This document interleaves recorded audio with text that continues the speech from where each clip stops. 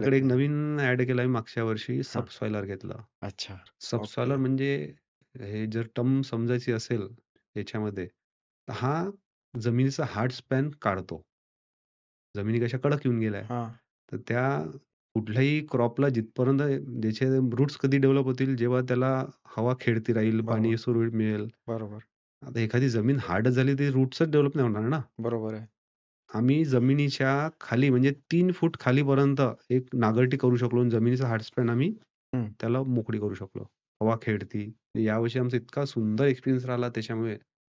आमच्याकडे आता एवढा पाऊस पडला ह्यावर्षी. हं. ज्या शेतामध्ये आम्ही 4-4, 5-5 दिवस जाऊ नव्हतो शकत पाऊस आल्यावर, यावर्षी 2 दिवस जाऊ शकलो. का बरं? हं. पाणी सगळं ड्रेन होऊन गेलं जमिनीमध्ये अच्छा. त्याच्यामुळे. आता हार्ड सॉइल आहे तर ते का होईल पाणी वरच्या वरच राहील ना. वरच्यावर राहील. वॉव! जमिनीत जाणार नाही ना. ओके. आमच्या जमिनीची वॉटर लेव्हल विहिरीची वॉटर लेव्हल तिथच्या परिसरातली वाढून गेली.